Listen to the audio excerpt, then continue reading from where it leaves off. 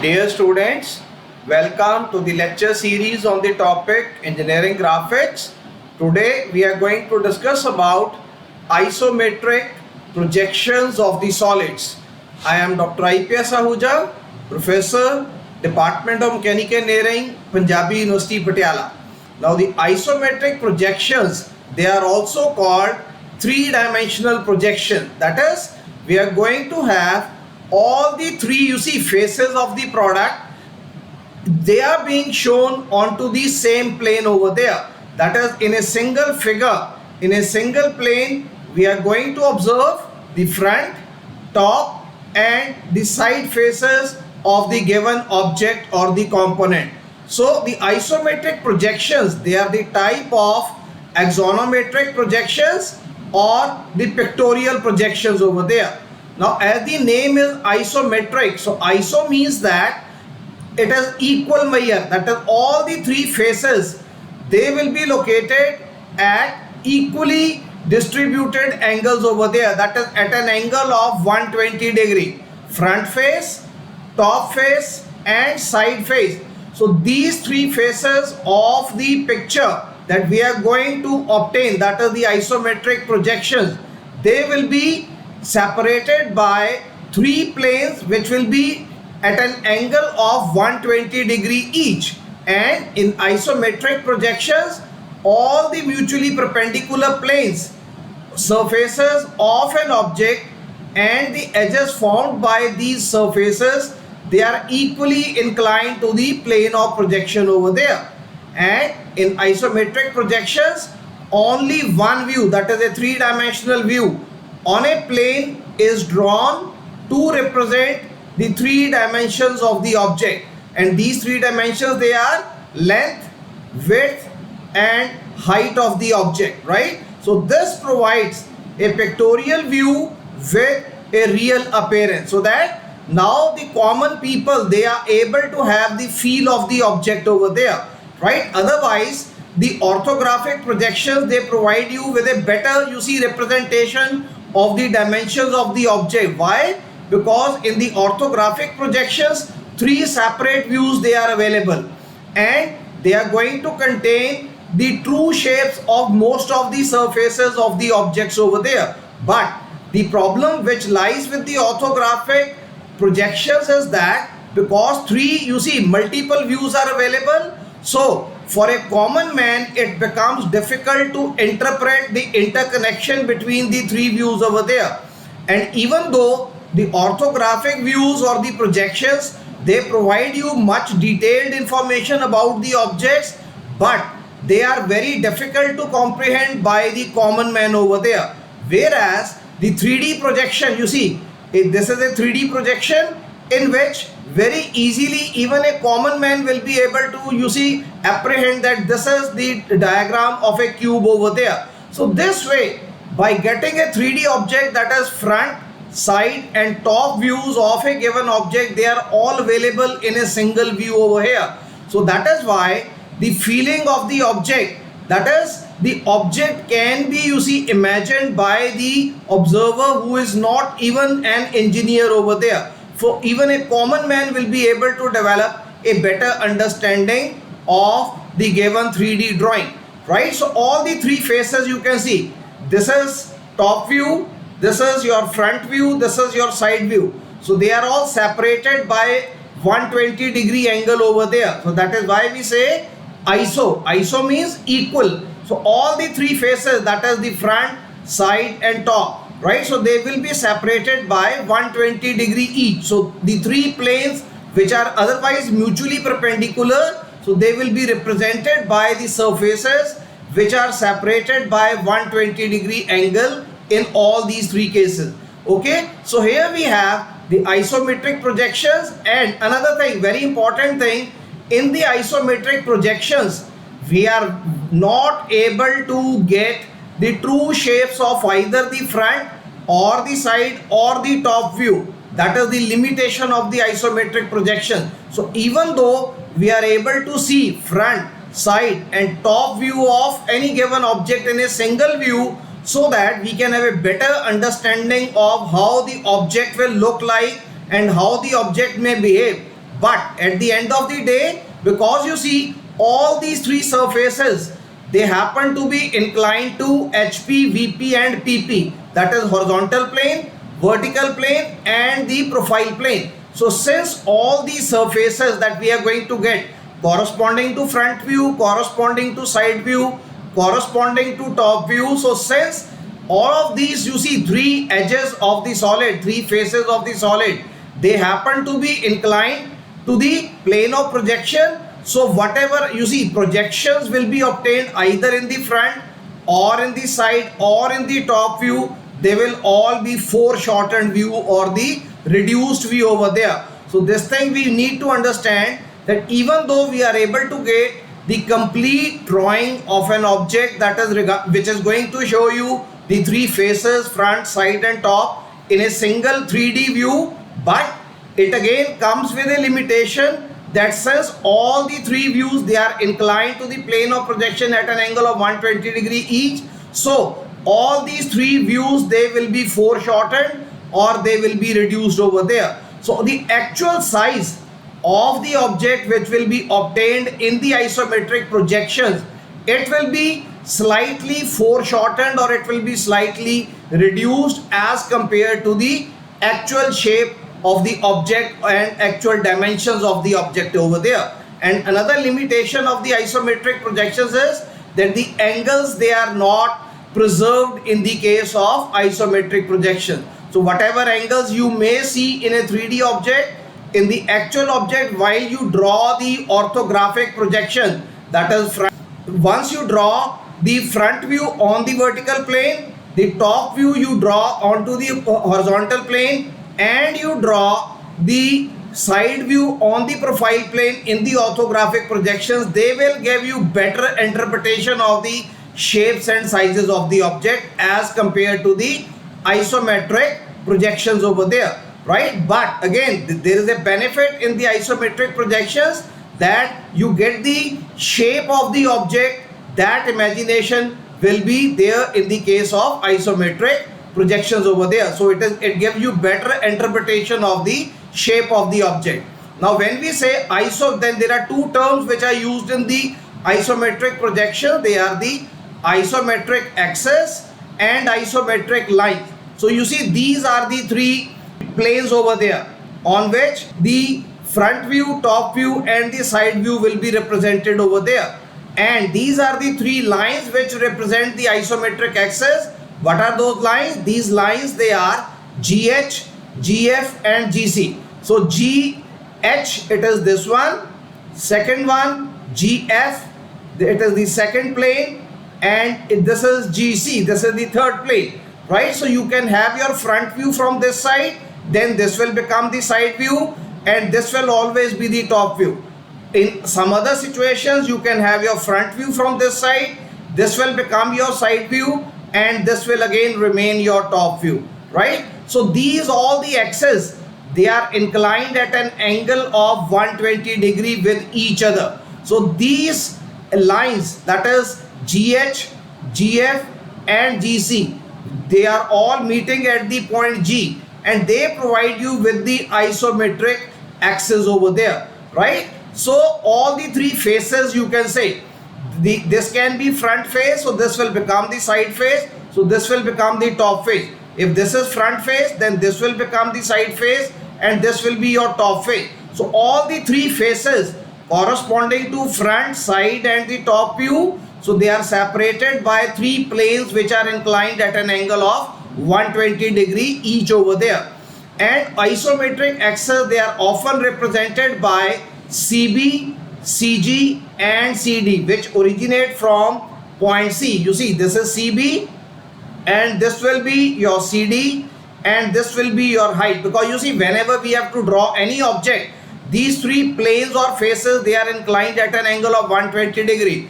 But in order to start any construction of a drawing, so we need to have a ground or a starting point. So once we draw a ground over here, you check, once we draw a ground over here, then this 120 degree, you take out 90 degree from this side, 90 degree from this side. So this will lead to the construction of a ground.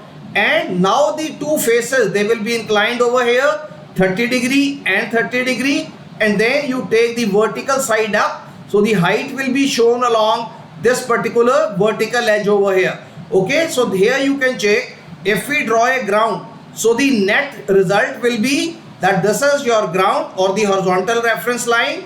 You start from the point C. So if this is going to be your front view, so on this face I am going to draw the side view, right? So height will be shown over here. Okay, so if I am going to show the front view over here, then this view or this face will be showing my side view. So I can show the length over here, then this will become the depth. If I am going to show the length over here, then this portion of the plane is going to represent the depth of the object, and the height of the object will be represented along the axis line CG over there. Now the lines CB and CD, they make equal inclinations of 30 degree with the horizontal reference line. So this thing we must remember that whenever we are going to draw the front view or the side view, so these two you see axis line, isometric axis line, that is CB and CD, they will always be making an angle of 30 degree with respect to the horizontal reference line. So in order to draw any of the problems related to the isometric projections, what we need to do, first of all, we are going to draw the ground line or the baseline or the reference line. So number of names are there. We call it a ground line or even a baseline or a horizontal reference line. And once we draw this horizontal reference line, you mark a point over here and then take one vertical axis to represent the height of the object. Then on the left side, draw an isometric axis line which will be drawn at an angle of 30 degree. We call it x-axis. Then draw another, you see, isometric axis line at an which is z-axis again at an angle of 30 degree. So on this side I can show the length, then this will become the depth. If I show length here, this will become the depth. So height will always be shown along the y direction. Now what is this another term, isometric line? So any line you see which we draw during the course of construction of the isometric projections which are parallel to these three lines, you see any line, these are isometric axis lines CB, CD and CG. So any other line which we are going to draw which will be parallel to either CG or CD or CB, those lines they will be called isometric axis line. But whenever we are making some special constructions like pentagon, hexagon or triangle, so not all the lines they will be drawn parallel to CB, CG or CD, right? So for those solids which are going to have some angular surfaces, so for those surfaces we need to draw some other lines that is using the rectilinear distances over there. So those lines will be called which are not parallel to these isometric axis line, that is CB, CD or CG. So those lines will be called non-isometric line. Whereas most of the lines which we are going to draw in the isometric projection, they will be parallel to either CB or CD or CG over here. So those lines which will be drawn parallel to these three isometric axis line, those lines will be called isometric lines, whereas other lines which are inclined to these three planes, they are called non-isometric line. So here you can see for the isometric sketching, I can have this sort of a base over there so that this angle will be 30 degree on this side and 30 degree on this side. So to begin with, I need to draw the baseline or the ground line over there. Once I draw the baseline, then I'll draw a point. From the point, this axis will show me the height of the object. This side which is drawn at an angle of 30 degree, it may show the length or the depth. And similarly, this side again, this isometric axis which is drawn over here, this is going to show me the length or the depth over here. So this can be front, this will become side. If this is front, this will become the side. Okay, so this is x-axis, this is y-axis, and this is going to be the z-axis over there.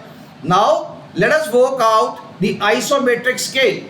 So as I have told you just now that because all the three faces in the isometric construction, they are inclined to the principal planes over there. So we are not going to get true lengths drawn onto the isometric drawing. So the isometric projection, you see, it appears to be smaller than the real object. Not only that it appears to be smaller, it is smaller than the real object. So why this is happening? Because all the isometric lines, they are getting equally foreshortened. Why? Because all the three faces, front view, top view and side view, they are inclined with respect to the plane of projection. They are equally inclined. So that is why the reduction which will be there in the front view, same will be the reduction in the side view, same will be the reduction in the top view. So we need to know that how much is the amount of this reduction which is going to be there in the isometric projection as compared to the real world object over there. So if the real world dimension is x, what is the dimension I am going to get in the isometric projection? So how much it would appear onto the isometric projection. And this ratio of the size of the object on the which is appearing on the isometric projection divided by the real size of the object, this is called isometric scale. So the proportion by which the isometric lines, they get foreshortened in an isometric projection, it is called isometric scale over there. So this is the ratio. So this ratio is, that is the isometric scale, it is the ratio of isometric length to the actual length. So as we have seen that whether we talk about x-axis or z-axis, so we are going to draw those axes at an angle of 30 degree. So the isometric length, so this is called isometric scale. So whenever we are required to draw any of the questions related to isometric projections, we need to draw isometric scale in all these cases. So in the isometric scale, again there is a point O which is the origin. We have to draw the ground line or the baseline. Isometric scale will be constructed at an angle of 30 degree and true scale will be constructed at an angle of 45 degree. The true scale will be constructed at an angle of 45 degree. Then depending upon the problem that we are solving, look for the maximum size of the dimension which lies for the object which you have to construct, and accordingly this scale that you draw, it should be greater than the maximum size of the object that you are going to construct over there. Now let us say the maximum size of the object is 5 centimeter. It could have been 10, it could have been more also. Now we are going to mark all the, you see, points corresponding to the true scale. 1 centimeter, 2 centimeter, 3, 4, 5, 6, 7, 8, 9, and then even the millimeters we have plotted, because we don't know what type of, you see, distances we have to locate onto the isometric scale. Then having plotted all these points using a normal scale which we are having, normal plane scale which we are having with us, now we are going to draw perpendicular from the true length scale onto the isometric scale. So once you draw the perpendicular from all these points, you see we have to draw perpendiculars from all these points. So practically even the millimeters also need to be shifted, right? So now once you transform them in such a way that this is 5 centimeter or 50 millimeter in the true length, then once you draw the perpendicular over here, so this distance should represent my 5 centimeter. Similarly, you draw perpendicular projection from here, so this distance will represent my 4 centimeter or 40 millimeter. So this way each and every dimension of the true scale must be projected vertically onto the isometric scale. So whenever we are required to mark any distance corresponding to the true scale, we are not going to draw this distance in the isometric projections. Rather we have to use this scale, that is the reduced scale, has to be used in order to make all the dimensions or projections in the isometric projection over there, right? So this is the way we have to transfer all the true lengths into the isometric lengths over there if we have to carry out the construction of the isometric projections corresponding to a given object. Now you see, let me work out how much foreshortening has happened by virtue of transferring the true length distances onto the isometric scale. Now it's very simple. You see, as we have discussed, the isometric scale, it is the ratio of the isometric length divided by the true length. And what is the isometric length? You see, this is my isometric length. Any point which is obtained on this isometric scale, that is OB. This is my isometric length. What is my true length? My true length happens to be OC. So basically, isometric scale, it is the ratio of OB by OC. So OB is the isometric scale distance, whereas OC happens to be my true length distance. So true length is available to me at an angle of 45 degree, and the isometric length scale is available at an angle of 30 degree. Now if we consider, you see this triangle, right angle triangle OAC. In this OAC triangle, what is, you see, OC is equal to OA by cos 45, or we can say OA is equal to OC multiplied by cos 45. So the cos 45 is ratio of OA by OC. So if we use this relationship, then we will be getting OA in the triangle OAC. OA, it is equal to OC multiplied by cos 45. Similarly, in the isometric triangle, you see isometric length, you see scale over there. In triangle OAB, once again, OA, it is equal to OB multiplied by cos 30 degree. So we have OA common, so we can say that OB multiplied by cos 30, it is equal to OC multiplied by cos 45, right? So this way, if we find out this ratio OB by OC, this ratio is the ratio of cos 45 divided by cos 30 degree. And once we solve this, so we get that the isometric length, it is equal to 0.8165 times the true length of the object over there, or the dimension of the object over there. So we can say that approximately there is a reduction of 18% from true length to the isometric length. So isometric length, it is approximately equal to 0.82 multiplied by the true length. So we can say that there is foreshortening of about 18% while you are going to draw all the dimensions in the isometric projections over there. So if we have to draw 100 millimeter dimension in the isometric projection, so I am going to draw approximately 82 millimeter length of the dimension in the isometric projections over there, right? So this is what we are going to observe. This is the reduction we are going to observe while we have to draw the isometric projection. Okay, so this thing must be clear to us. Now next thing is, because you see I have already told you that all these dimensions, even the millimeters, they have to be transferred over there onto the isometric scale.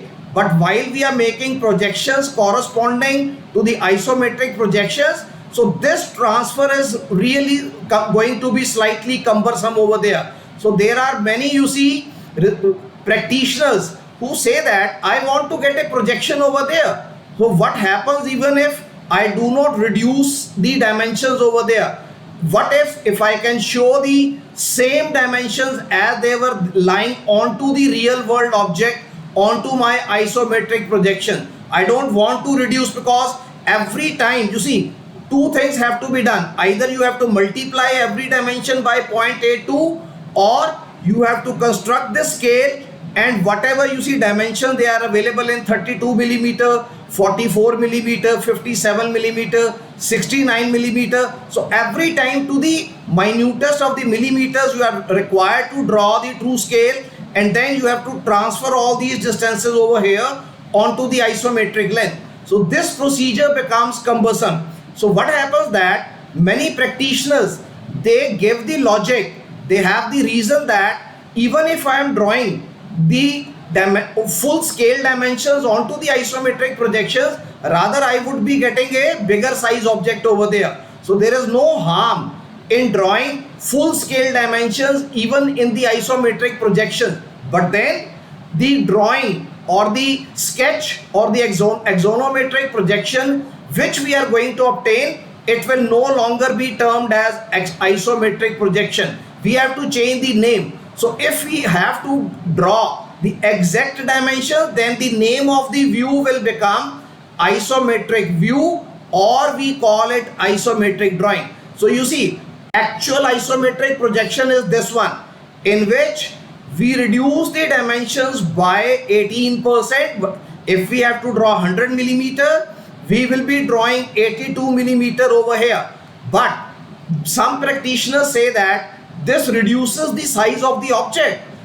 Procedure will remain same even if I am going to use the same dimension as they were given to me in the original object. So if I follow this convention, so I cannot name the projections as isometric projection. So this thing we need to remember. So any projection which is made by taking the original dimensions on the object or on the 3D sketch that we are going to produce, so that sketch will be called isometric view or isometric drawing. So you see, the isometric projections, they are often constructed using the isometric scale, so which gives the dimension smaller than the true dimension.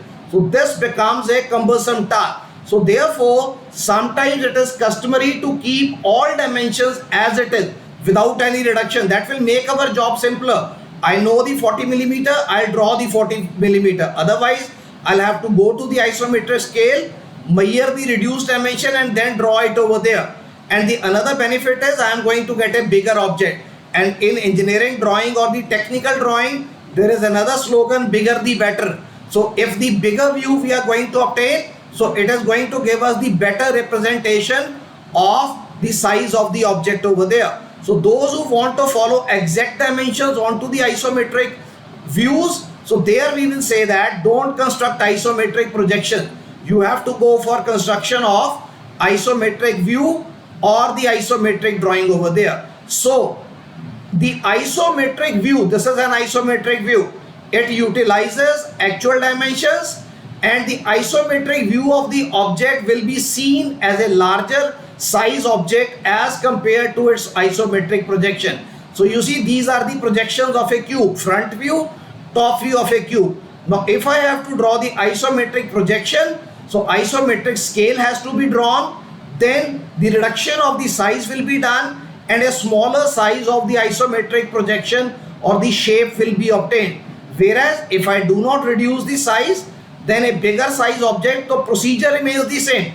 No change in the procedure is there. But I get a bigger size object without reducing the dimensions of the individual edges of this particular object over there. So such drawings, they will be called isometric view or isometric drawing. So we can say that isometric view or a drawing, so in this method, the object is represented in the drawing with the actual dimensions using the normal scale and not by reduced dimensions using the isometric scale. So here, if you are required to draw isometric view or the drawing, you don't need to draw the isometric scale because this is not to be used. Only the normal scale will be used, and the size of the object which will be obtained will be bigger one. Then in the isometric projections, the object is represented in drawing with the reduced scale or the isometric scale. So this is the comparison. If we have to draw the isometric view or the drawing, so we have to use the true scale over there, actual dimension. So the size of the object which will be obtained will be bigger one.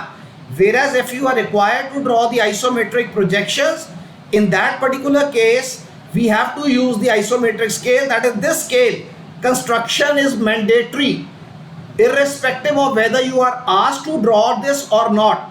The moment I say that you draw the isometric projections, so automatically it becomes mandatory that we need to draw this scale, that is, which is called isometric scale, so that we can see that all the dimensions which were given on the real world object, so those have been reduced by using the isometric scale over there. And since the dimensions they have been reduced, so I am going to get a shorter object. 4 shortened objects will be there corresponding to the same object. So isometric view drawing or will be bigger as compared to the isometric projections over there. This is all for today. So in the next lecture, we are going to start with the basic shapes of the common objects which are drawn on the isometric projection. So today we have discussed about the introduction to the isometric projection. So we have seen how isometric projections, they are different than the orthographic projections.